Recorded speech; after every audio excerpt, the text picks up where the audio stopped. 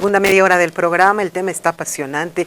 Yo creo que esto da como para un par de programas, porque hay una nueva generación que de pronto desconoce todo esto, ¿no? Que ni siquiera se entera cómo funcionaba antes, cómo funcionaban antes las cosas, y claro, tienen ya otra lógica, esta nueva generación tiene otra lógica, otros valores, otros principios, y claro, era importante darles importantes también antecedentes para que ellos vayan construyendo esa su visión de un pasado, como decía Manuel, no muy lejano.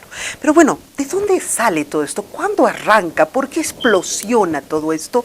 Por una sola razón, la unidad de investigación financiera salió para decir que va a realizar indagaciones en las cuentas de PAT entre los años 2002 y 2003.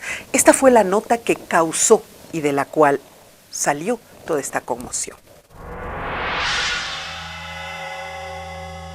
Luego de conocerse de que el candidato por la Alianza Comunidad Ciudadana, Carlos Mesa, habría recibido $1,2 millones de Gonzalo Sánchez de Lozada para formar un binomio presidencial en las pasadas elecciones del año 2002, por su parte, la Unidad de Investigaciones Financieras anunció el inicio de otra investigación a depósitos en efectivo realizados a una cuenta del canal PAT entre los años 2002 y 2003, época en la que PAT era propietario el expresidente Carlos Mesa.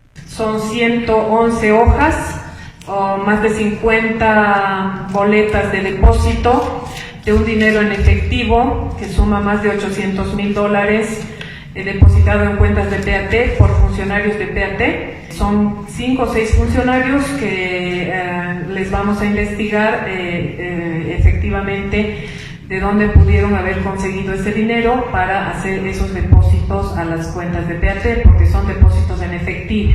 Entonces hay que hacer un rastreo.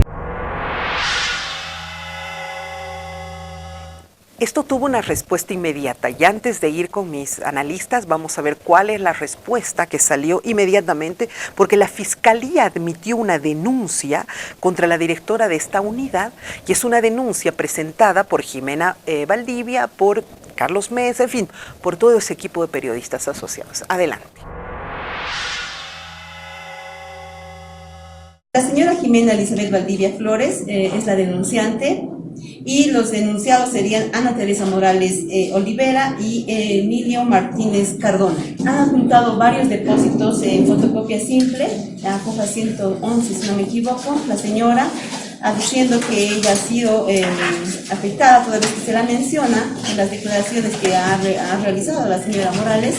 Y bueno, sintiéndose afectada en el trabajo que desarrollaba, me imagino que ha presentado esa denuncia. Es así, el Ministerio Público, como les digo, la unidad de análisis ha admitido la denuncia. En este momento estamos dentro del plazo, toda vez que el día lunes ha presentado la persona de nombre Jimena Valdivia Flores la denuncia y tenemos nosotros 24 horas para poder pronunciarnos y estamos en ello para poder derivar a la Fiscalía Especializada que corresponde. Delito, es un delito esto. Dice que han violado el secreto bancario y que han habido varias otras violaciones. No, bueno, aunque la fiscal no es específica en el delito concreto, pero en materia de corrupción la Constitución ampara y es un deber cívico denunciar. Es decir, que no puede haber pues una vulneración o un ilícito cuando tú denuncias una corrupción. Ya, o sea, eso denuncio, no es pero como es secreto bancario, mejor me callo porque no. El secreto bancario se somete a la Constitución. Siempre. No, siempre. Entonces, la señora Morales tendría que recibir tranquila la denuncia y ella tiene una excepción fabulosa que plantear, que se llama la excepción de verdad, que está prevista en el procedimiento penal, ¿Qué y quiere es para decir funcionarios públicos. Es decir, presento mi excepción porque lo que yo he denunciado es cierto, y hay la documentación, y además yo tengo que investigar aquello. ¿Cómo me van a anticipadamente enjuiciar a mí cuando yo estoy por para que me investigar calle, aquello? digamos, ¿sí? Claro, entonces ese proceso es criminalizado, porque se está iniciando un proceso criminalizado precisamente contra una persona que quiere investigar aquello y que está denunciando el mal uso del dinero del Estado. Por lo tanto, puede plantear una excepción de verdad fácilmente. En mis tiempos había eso en el Parlamento, que tú eras inmune, porque como ibas a hacer tantas denuncias, entonces nadie te podía procesar. Más o menos creo que funciona de esta manera la figura. Cuando estás en un cargo tan importante y quieres develar ciertas situaciones, deberías tener cierta inmunidad. Bueno, en este caso creo que la figura es totalmente diferente, ¿no? Tenemos a un expresidente como Carlos Mesa, que de manera sistemática considera que está por encima de las leyes, considera que él no debe ser ni observado ni investigado. Ya hubieron reclamos cuando se estaba investigando su participación en el caso Quiborax, y la salida de Carlos Mesa fue, a mí no me pueden investigar, esto es el colmo, es guerra sucia. Posteriormente se plantea lo mismo con la investigación que se hizo por el tema de la compraventa del departamento de sus padres, acá en la avenida 6 de agosto, con la misma salida. A mí no me pueden investigar, esto es el colmo, esto es guerra sucia. Hoy tenemos, dos temas adicionales. Sale Mauricio Balcázar hace un par de semanas para denunciar que el MNR... Mauricio Balcázar. ¿Quién Mauricio es? Balcázar. Dile, por favor. Es el yerno de Gonzalo Sánchez de Lozada, exministro de Gonzalo Sánchez de Lozada, y él denuncia que el MNR virtualmente compró la candidatura de Carlos Mesa para que él sea el acompañante de fórmula. ¿Por cuánto? En las elecciones del año 2002, exactamente, ¿no? Creo que hablaban de un monto de $1.200.000, algo por el estilo. Y la salida del señor Carlos Mesa es exactamente la misma, y dice, se están aliando el masismo y el gonismo, además de Óscar Ortiz, contra mi candidatura. Hoy nuevamente se está reflotando esta denuncia. Ahora sale Amalia exactamente, con una denuncia que data de la época en la que él era presidente. No podemos presumir que esa es una denuncia que ha sido manipulada por el gobierno ni por el MAS, porque data ya de hace por lo menos 15 años. Entonces, sale nuevamente esta grabación, esta denuncia, y ¿cuál es la respuesta del equipo de Carlos Mesa? Nuevamente decir, señores, a mí no me pueden investigar, y si me investigan están cometiendo un delito, y se inicia un proceso judicial. Entonces, a mí lo que me llama la atención es por qué el señor Mesa, en lugar de evitar responder a este tipo de denuncias, no da la cara y plantea su verdad. Definitivamente él tiene todo el derecho, al igual que cualquier otro ciudadano, de decir, no señores, lo que sucedió fue esto. Mis cuentas responden a este tipo de movimientos, y por otro lado, mi accionar político responde a este tipo de línea ética, ¿no? Lamentablemente no es lo que estamos viendo. Yo creo que tenemos un candidato debería salir a aclarar ese tipo de posiciones. El haber hecho todo este tipo, toda esta, cronología de situaciones que se han dado, creo que nos ayuda mucho a entender esto. ¿Cuál es tu lectura, por favor, Edgar? A ver, yo creo tres cosas. Primero, creo que hay cosas oscuras todavía en cuanto al manejo de este dinero. Creo que don Carlos Mesa tiene que explicar cómo ha cerrado PAT, a quién le ha vendido, cómo lo ha vendido, en cuánto le ha vendido. Segundo... Primero, cómo lo ha abierto, ¿no? Oye, bueno, comenzar por ahí, sí, estoy un poco mal. Me estoy matando hace 7 años en este canal y con suerte logro... O sea, ¿cómo lo abres? ¿Cómo abres una cosa gigantesca, nacional, ¿no? Una red nacional, un monstruo? Segundo, creo que don Carlos Mesa también tiene que explicarle al país cómo es que ha manejado estos gastos, que ahora lo dice tranquilamente don Mauricio Balcázar, el yerno del expresidente Sánchez Lozada, y no hay quien aclare. Pero tercero, creo que así como está pasando esto con Carlos Mesa, igualito va a pasar con este gobierno. En este gobierno hay mucho gasto reservado, y el gobierno sí es inmune actualmente. No se le puede enjuiciar a nadie. Usted diga a ver que fondos reservados, por ejemplo, cómo se maneja los 3.000 millones de bolivianos año del Bolivia Cambia Evo Cumple, sobrepasando la ley mediante decreto supremo muy discrecional. De aquí a unos 5 años, de aquí a unos 10 años vamos a evaluar eso, y tal vez encontremos cosas peores que PAT o que lo que ha hecho don Carlos Mesa. Entonces creo que hay una especie de escuela de las dictaduras militares, ¿ya?, después de los gobiernos liberales y ahora del gobierno socialista autoritario, que también está aplicando métodos más modernos y con subrepticio legal que se llama decreto supremo. Tú que has hecho esta investigación tan sesuda y profunda, que además eres comunicador y que eras comunicador de calle, yo te veía ahí estar con los periodistas en la calle escuchando, hablando, y como habrás visto, los periodistas saben más que todos nosotros juntos, por eso te contaban lo de la zarina ahí. ¿La embajada americana le daba dinero a los medios? Bueno, la embajada americana en Bolivia, particularmente en la época de don Manuel Rocha, me acuerdo bien, el año 2002, y los anteriores, el señor Robert Gelbart y otros, eran muy ágiles y muy expertos para comprar conciencias en Bolivia. ¿Ya? En algunos casos, digamos, financiaban a algunos periodistas, algunos medios, mediante una agencia que se llamaba USAID, la Agencia Internacional para el Desarrollo, se llamaba USAID, que era el brazo operativo de estas ayudas externas de Estados Unidos, directamente del gobierno de Estados Unidos, hacia personas, entidades, empresas y gobierno bolivianos. Esa era una forma. Pero había otra forma en que la embajada daba fondos, por decir un ejemplo, y solo vulgarmente, por debajo de la mesa a ciertas personas. Yo recuerdo, por ejemplo, dos fenómenos.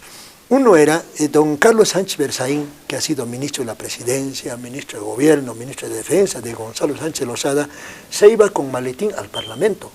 Cuando tenían que aprobar la ley de capitalización, la ley de reforma educativa, la ley de participación, las leyes liberales de la década de 1990, yo estaba ahí porque las sesiones eran de amanecida, cuando la UCS particularmente, sus diputados, que eran parte del bloque oficialista, no querían aprobar esas leyes, la ley de reforma educativa, la ley de ¿Quién les daba? ¿La embajada? ¿USAID? La embajada viabilizaba a través del gobierno, a través de don Carlos Sánchez Berzaín, y todos los países veíamos a don Carlos Sánchez Berzaín entrando rapidito al Parlamento. Con maletín. Con maletín negro. En ese maletín negro había mucho dólar. Se distribuía el dinero en una oficina cerrada ahí en el Parlamento, que generalmente era una de las secretarías, en el primer pasillo que apareciera para que sea todo rápido, y a la media hora la ley estaba aprobada. Así funcionaba el Parlamento. ¿Cómo? ¡Qué coincidencia! Sí, pues era un cambio de actitud de los parlamentarios de aquella época, de unidad cívica, solidaridad, muy repentino. Entonces, en esto, por ejemplo, se ha metido la embajada americana y lo hacía. Y claro, el gobierno estaba tan sometido aquella vez, ¿no es cierto?, como ahora podemos decir que el gobierno está tan sometido a China, a Rusia, pues igualito estaba sometido y... Bueno, pues las leyes salían y bueno, a eso hemos llegado. Se callaban, ok. La verdad es que me cuesta trabajo orientar un poco esto porque es como que te hubiera caído un balde de basura encima y no tienes por dónde empezar a seleccionar la basura, ¿no? Sin embargo, te pregunto, en este instante, ¿hay figuras legales? ¿Va a haber un proceso entre medio? ¿No debería existir? Ya nos has dado un referente anterior. ¿Qué viene a continuación? ¿Se puede anular una candidatura? ¿O solo esto es una guerra sucia para quitar votos? Bueno, en Bolivia se tiene esa costumbre desde el 2000, que en tiempos electorales sale todo. Cuando no hay elección, muchas cosas pasan. En periodos electorales... Hasta son voceros presidenciales. Sí, en tiempos electorales salen todas las cosas que están debajo de la mesa, y quieras o no, más allá de que es una guerra electoral, hay cosas de hecho que son verdaderas. Imposibles de ocultar. Y que no se puede ocultar y que tendrían nomás que investigarse. Por eso el constituyente, cuando elaboró la Constitución del 2009, dijo que los delitos contra el Estado no prescriben. Claro. Precisamente para poner fin a todos estos actos de estafas al propio Estado, actos ilegales, corrupción, malversación de fondos, dineros que se iban a las Islas Caimanes, dineros que se iban a comprar propiedades en Estados Unidos, a los Europa, bancos offshore, ¿no? Claro, con los dineros de gastos reservados. Claro, ¿no? Los paraísos fiscales. Claro, con gastos reservados se hizo mucho. Como acá nos dice el periodista, se compraban votos, levantamanos en el conciencias, ¿no? Se compraban las direcciones, se pagaban, aparte del sueldo que tenía un director de cualquier ministerio, ganaba $1,000, $2,000, de acuerdo a su jerarquía.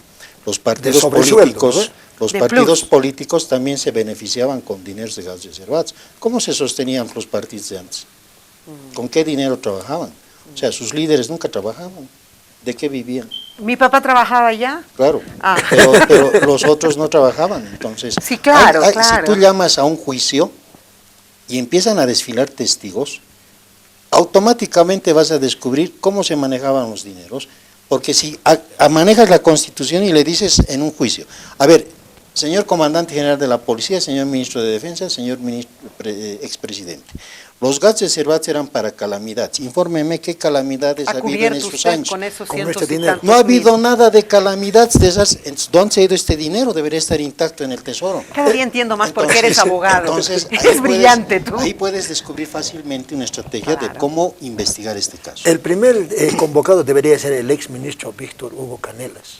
Él sí sabe, porque lo ha manejado y ha teorizado sobre el tema. Ha teorizado, Él era ok. ministro de gobierno y como ministro de gobierno en la época de Sánchez de Lozada ha manejado mucho dinero para reprimir, para detener, para confinar a dirigentes políticos opositores, don Manuel Morales, por decir un solo ejemplo, y otros más, y ha utilizado mucho dinero, y sería bueno que ojalá se haga ese juicio, digo yo, que se convoque a don se Víctor convoquen Hugo. a todos, ¿no? Sí, Que sí, se convoque comenzando a por don todos. Víctor Hugo Canel, le dicen Ajá. lagarto los MNCistas, él sabe harto, él podía ilustrar. Pero quienes saben más son los anteriores ministros. Por ejemplo, de Gonzalo Sánchez de Lozada había un ministro, creo Cucoch. que, más posterior, que hacía creo, teatro, cómico. Que está todavía en Cochabamba. Claro, no sé cómo es se cierto? llama él. Sí, fue mi colega en el Gasser, Parlamento. Mario Gasser, Gasser. Mario claro. Gasser. Gasser, Eso, sí. había otro Lupo. Alberto después. Gasser.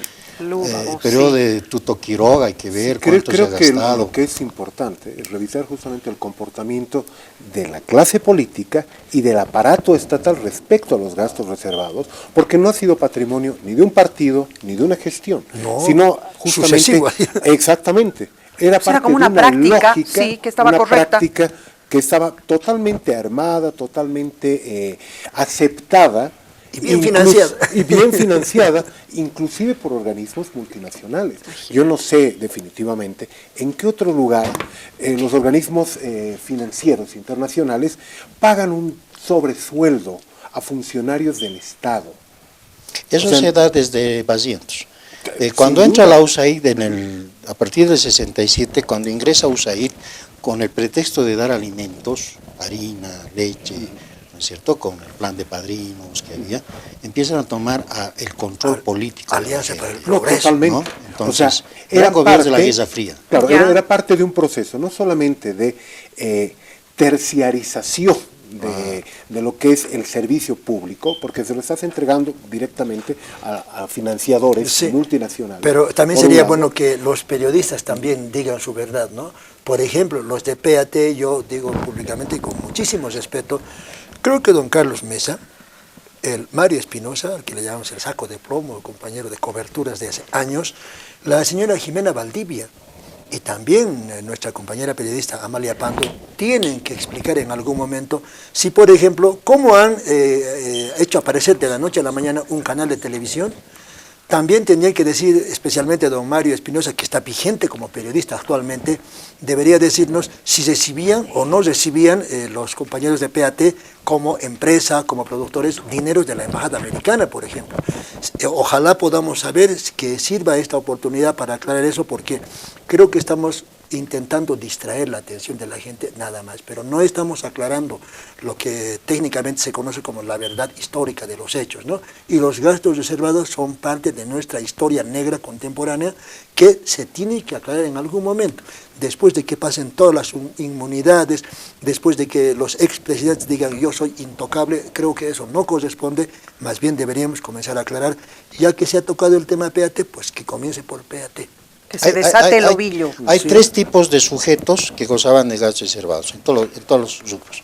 El que da, que es el gobierno, los ministros de entonces, viceministros, ministros de Gobierno. ¿no es cierto? Los que exigían el pago de su plus y hacían filas en el Ministerio de Gobierno, ¿no? Una procesión de personas pidían su sobrecito. Pues ¿De verdad? Se prestaban plata del banco y con eso pagaban. Pues. Los parlamentarios, por ejemplo, ¿no? Claro, dirigentes también. Dirigentes. Sí, Dirigentes. claro, pues. Y hay otros que recibían, pero no sabían que era de gastos reservados. Allá. Claro, les daban, pero... Los contrataban claro, como- No, les decían, te estamos dando Apoyo. apoyo, tomá, pero ellos no sabían que era de gastos reservados, ¿no? Entonces yo a lo largo de la investigación desde el 2002 pude captar aquello y pude hablar con parlamentarios. A mí me citaron al Parlamento a declarar. ¿no? Entonces yo fui y lamentablemente no había la voluntad política en ese entonces de poder abrir una investigación, porque lógicamente pues yo estaba en medio de los lobos que comían de gas reservados y querían que yo hable lo que ellos querían y delatar nombres que ellos querían. Los mandé al diablo a todos y bueno, dije, no es el momento, no estoy en la coyuntura política como para poder dirigir una investigación, porque estos parlamentarios tienen sus intereses. Demasiada fuerza. Incluso me dijeron, ¿no? lo vamos a condecorar a usted en el Parlamento, porque gracias a usted hemos descubierto los gatos reservados, le vamos a hacer un homenaje. Bueno, me prometieron todo, pero yo no saqué la pólvora. Entonces, debería ser un no, libro, no. pero... Deberías escribir un Tengo una Frank. monografía, No, pero por eso... publíquelo. Sí, sí, Claro esto que es sí. parte de la Eso queda historia. documento Pero fácil yo para toda la hubiera vida. lanzado, pero no tenía, pues porque incluso en el Colegio de Abogados me iniciaron un proceso interno. Me suspendieron un año en La Paz, unos malos abogados, me acuerdo un tal Martínez, no sé qué otros dos, es viejito Para antes, poder, ¿no? ajá. Que me procesaron porque me denunciaron periodistas al Colegio de Abogados. Y cuando apelé a la Nacional revocó todo y dijo, más bien pues hay que apoyarlo a nuestro abogado porque está denunciando una corrupción. ¿Cómo lo vamos a suspender? ¿Qué les pasa a estos abogados de La Pero creo Paz? que ahí justamente volvemos al núcleo de la discusión. Era una práctica no solamente aceptada, sino que ya había generado mecanismos, tenía procedimientos, de aceptación normativa, absoluta, claro. inclusive, o sea, que la podía cobijar. Y tenemos que preguntarnos si es que ese es el tipo de Estado que hoy queremos. ¿Sí? Es el Estado al que quisiéramos retornar. Un Estado que paga sobresueldos, un Estado que tiene un manejo discrecional de los recursos, que permite que ciertas personas estén por encima de la normativa, estén por encima inclusive de la obligación que tiene todo ciudadano de dar una explicación clara de vista al público, de vista a la ciudadanía, sobre qué es lo que está haciendo con los recursos del Estado, ¿no? Entonces, hay una discusión de fondo. Y alrededor de eso es que se genera todo ese círculo vicioso donde entran periodistas, entran medios de comunicación, entran organismos internacionales. Entonces, genera toda una dinámica que lo único que hace es Se naturaliza, claro. se naturaliza, o sea, esto ya es normal, lo haremos todos, no hay Se problema. naturaliza y termina corroyendo todos los niveles del Estado, desde Asamblea Legislativa hasta instituciones como sindicatos, policía, como órgano judicial. Ay, es Dios. decir, generamos una dinámica donde el empobrecimiento ético-moral es absolutamente natural. Entonces tenemos que repensar evidentemente a la luz de este tipo de informaciones, a la luz de denuncias como las que hace 15 años hacía en su momento Amalia Pando, o que hoy empiezan nuevamente a reflotar, ¿no? 50 años de estructura mafiosa del mal uso de gases reservados desde el 47, para perseguir comunistas, dirigentes, luego para enriquecerse ilegítimamente, y luego para quemar las pruebas. Pero cuando una directora de la unidad de investigación financiera rasca un poquito y salta la pus, la amenazan de que la van a meter presa, en tanto y en cuanto no vuelva a ponerle una curita encima y así nadie será salpicado. No, ella merece más apoyo. Yo en ese momento, a mí me iniciaron juicios, entonces más bien los buenos jueces dijeron, no, él goza de fuero, es abogado, no, primero vayan a levantar su fuero al Colegio de Abogados. Ahí habían abogados compradísimos, pues, del lado neoliberal. Pero claro. Pero al final vencí porque yo tenía la Constitución en mi mano y yo creo que a esta señora Morales, ¿no? Sí, es la hija de Manuel Morales. Manuel Morales. Yo le doy todo mi apoyo y yo creo que ella va a salir adelante y más bien hay que agradecer que le inicien un juicio. Porque gracias a este juicio que le inician a ella, podemos destapar más cosas y podemos derivar en un proceso más grande donde va a aclarar la organización criminal que ha habido desde 50 años atrás. El autor del libro que destapa este tema justamente se ha referido, ¿no?, a este juicio, ¿no? ¿Quién es? Decía, es Emilio Martínez, si mal no me equivoco. Yeah. Es uruguayo cruceño. Okay. Él ha sacado justamente todas las denuncias en el marco de un libro que se llama El caudillo ilustrado. Él escribió anteriormente sí Ciudadano me suena, X. claro. Él hace públicos los documentos que son los que recoge la Unidad de Investigaciones Financieras para iniciar una investigación. Es decir, no es que se inventa Teresa Morales estos documentos o los consigue por uno o por otro lado. Se hacen públicos, ella los recoge y empieza a iniciar una investigación. ¿Y qué es lo que dice este señor Martínez? ¿Qué dice? Dice, a mí me parece ridículo. En lugar de salir a decir, esto no es cierto, o a poner en duda los documentos, lo único que hacen es avalarlos y decir, vamos a hacerle juicio a la Unidad de Investigaciones Financieras por la forma en la cual ha conseguido estos documentos. Es decir, está aceptando que estos documentos son verdaderos. O sea, por no haber respetado el secreto bancario, ¿no? O sea, ¿por qué no me guardan el secretito? ¡Qué falta de respeto! Porque los documentos ya están en investigador que le diga al asesino, lo voy a enjuiciar al policía cómo ha conseguido el revólver que yo he utilizado. Tal cual. ¿Cómo es eso? A ver, ¿dónde se ha visto esto? Oye, sí, ya está un poco grotesco Más ya claro, esto, ¿no? Lo que pasa es que yo pienso que la señora Jimena Valdivia está dolida, yo creo, porque probablemente, yo digo, la persona se pone nerviosa cuando le tocan algo de lo que es verdad y no sabe cómo reaccionar. Tal vez esa sea la figura de Jimena Valdivia, que estaba muy vinculada a don Carlos Mesa y le conoce muchos secretos financieros, inclusive personales, no sé qué otros más, pero creo que la señora Jimena Valdivia ha hecho este proceso contra la directora de la Unidad de Investigaciones Financieras más dolida por lo que se tiene que aclarar, más que por abrir el secreto bancario o la forma como ha conseguido los recursos. Eso es una cosa. Gracias, querido Edgar. Ha sido un gusto tenerte en el programa como siempre. Muchas gracias, Verónica, por la invitación y a todos los Muchas gracias a ti, comunicador social. De la misma manera, muchas gracias, Manuel, tú también comunicador estatal, en este caso, estratega político, que nos vas ayudando a comprender muchas situaciones. Un gusto, Verónica, un gusto también estar con Franklin. ¿Qué te puedo decir? O sea, me has dado aquí una cátedra, has contado, yo creo que una historia que te la tenías guardada ahí, que muestra tu calidad como abogado.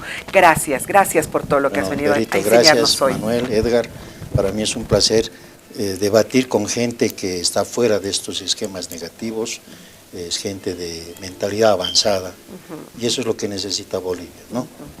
Entonces, pero hay que seguir adelante. Claro, las cosas ya son diferentes, ¿no? Nuestra gente ya tiene otra percepción. Los jóvenes son ahora más con una mentalidad nueva, piensan mejor, pero no hay que sembrarles cosas negativas. Eso es verdad. 50 años de cosas negativas nos han sembrado, ahí están los políticos viejos. Ahí está, ya pues que se vayan de una vez. Gracias, querido Franklin. Ha sido muy interesante el programa del día de hoy, espero que a usted le haya agradado de la misma manera.